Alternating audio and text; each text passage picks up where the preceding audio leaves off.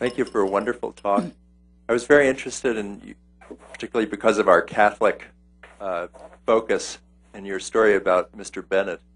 And do you think he was just trying to be a troublemaker in American Protestantism, or was there another agenda there, or was it just making money?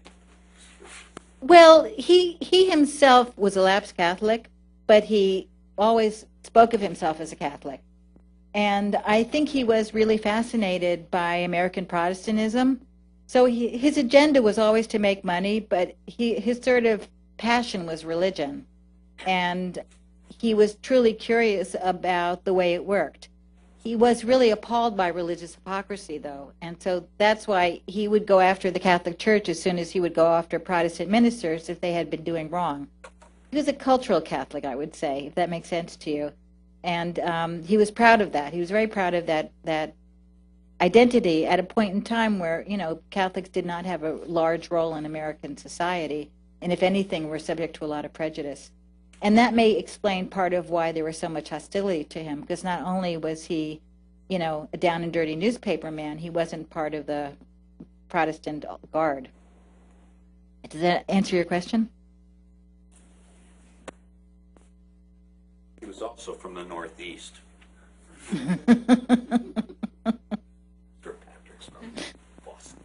I enjoyed your talk. You mentioned the term the marketing needs of the new media when you were talking about the penny periodicals.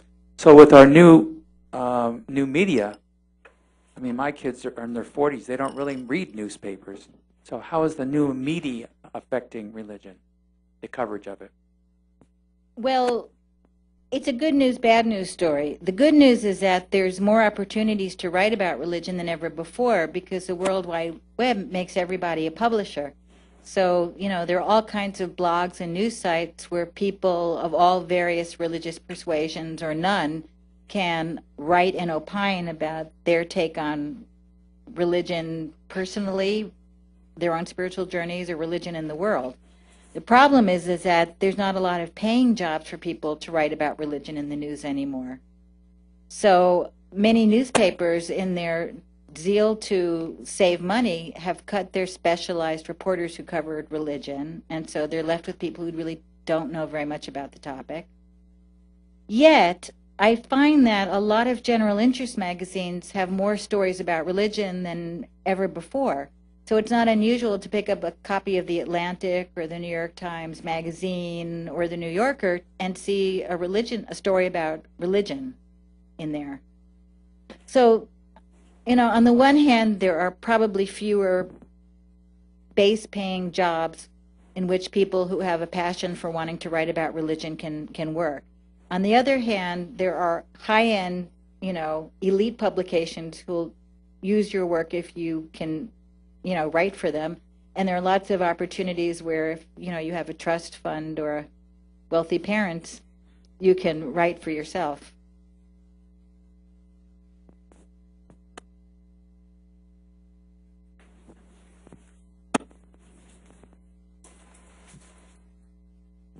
Well, I think we tend to think of our generation or our time as being particularly unique.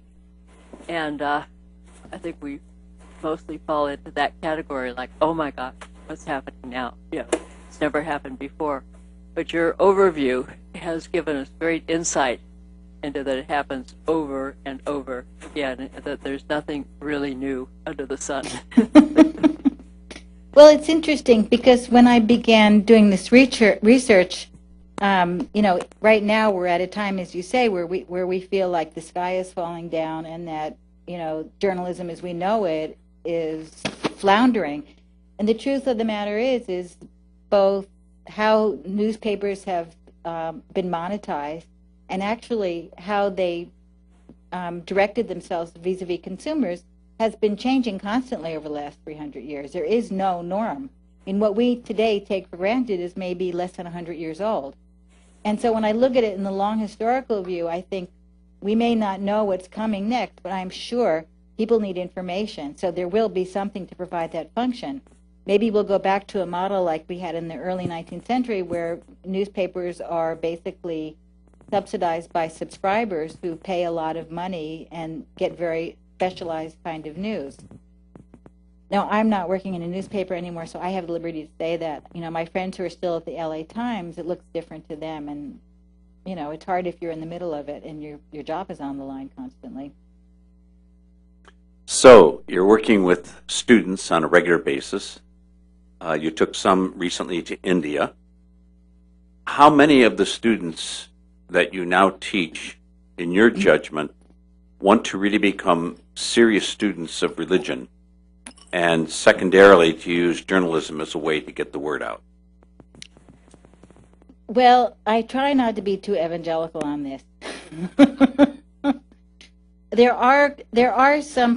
are one or two other people who do similar things to what I do at other newspapers, who specifically see their role as training religion journalists.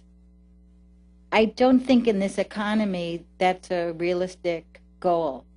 I think of myself as training reporters who can write intelligently about religion, even if they're not doing it full time. And I think every year I have one or two people at a class of a dozen who is committed to writing about religion. But I'm hoping I can convince the other 10 that this is something that they would enjoy doing and they should learn how to do it, because even if they don't do it all the time, it's worth doing well some of the time. Just one quick follow-up question. How do you teach the ones that don't want to become specialists in religion to do a good job? By doing their homework. I mean, I think oftentimes reporters could go out on a story, and I mean, let's say I'm doing a story on the Catholic Church and I know nothing about background, and I'm calling you for information. Either I will ask such stupid questions I've had the experience. that you'll take it upon yourself to try to educate me, or else I will admit my ignorance up front and ask you for help. But I would wind up using you as my main source of knowledge about the church, and we wind up, you know, spending about an hour of your time. What I would do with the student is hopefully teach him or her where she or he could find information about the Catholic Church, how they could research it online, if they wanted to use a book, which book would be a good information source. Just help them do that initial prep work before they went to you. Now, they have to keep doing it repeatedly for it to really sink in, but I think just not going into the interview empty-handed is a step forward. I can mention one last thing. With my students in my courses, and I'm sure you've had the experience, the tendency is they want to use the internet all the time. And there are so many highly polarized sources for Catholicism that I'm at a point now where I don't permit them to use the internet.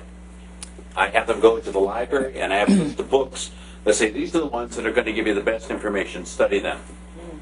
You know, that's a very good point, because as you said, I realize that I do refer them to sites that I've already vetted. So to tell them to go out and do some research on Catholicism and not have them know what's kosher would be a waste of time. So, yeah. If I might take a minute or so, two questions I was going to ask is, to me, the religion and the media should be the torch of the nation. In a way, guide the nation to the right direction. One is, my parents, mother and father from farmers, and they told me most religious people on this earth are farmers. They prepare the soil in the spring, plant the seed, and then water it, fertilizer, make sure the insects doesn't come in wherever. They never rest a single day. They work every day. And at the end of the day, at the end of the harvest time, heaven, God, whoever, we did our best. Bless us that we can have a good harvest, you know. And these days, you don't hear work, rather than come to our church, pray to God, and then everything all right, you know. It doesn't work that way. And the second is, the media has the responsibility to tell the truth, the right facts, you know. The Carrie Couric one time said that before she reports the news, she will do the three things. Is news is true. Second is where is the source, and then is the source reliable? If it doesn't meet this three criteria, she doesn't report it. Now the media is so sensationalized. Just the one lie goes to spread like a wildfire, and then it's harder to put it back. So, what do you say? Do you think religion and media really doing their job to be the torch of the nation and then wake up the politician? Hey, this is not right. If the politician do something really bad, nobody says that this is not right. Rather than, they don't come out. I don't know, maybe I'm too much, but what do you say about that? Sometimes it's hard for religious people to get their stories in the newspaper because editors and reporters don't think it's news. So there is a very strong newspaper culture in most newsrooms that you internalize when you go in so that you know what's newsy and not newsy. And right now, when religious conservatives say something, it's newsy. When religious progressives or moderates say something, it's not newsy. And so if you, depending where you fall on that side of progressive or conservative, you think the newspaper is doing a more or less better job.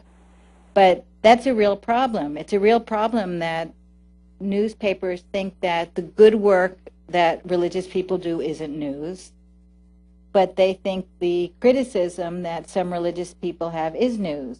So it's an issue. It's a very big issue. To give you an example of exactly what you're talking about, when the Catholic bishops talk about contraception, homosexuality, this sort of thing, it's news. When they talk about immigration, when they talk about the economy. Right. And that's, Pope John Paul, and I know this because I was reporting then, had some very important encyclicals about peace, not about peace, about the economy. And it was very hard to get news of those in the newspaper. But, people have gone with this new story on the contraceptives for, 3 weeks now. And part of that is because news managers have made the judgment that readers like to hear anything that have to do with sex. And so if it has to do with sex, people are going to read it. If it has to do with economics, people are less inclined to read it. It's more complicated. If it has to do with challenging the economic system we have now, as the Pope did in those letters, they certainly don't want to put it in there because most newspapers are multinational corporations that are hooked into the economy. So why would they put something in there that challenges their very modus operandi? You say you expect truth from newspapers, but in a sense, newspapers are organizations like any other organization, and they give you the truth as they see it, but they're not going to give you an objective truth because they have their own self-interest that they need to perpetuate, if that makes sense.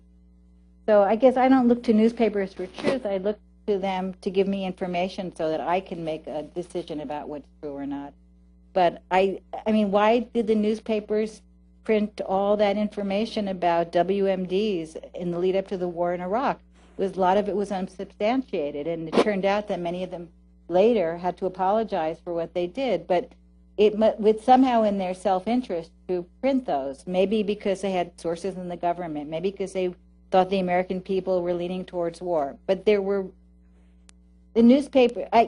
Expecting the newspapers or the news stations to be arbiters of truth, I think, is a problem, because they're human institutions, and you people should know, as any people who are interested in religion, all human institutions are flawed.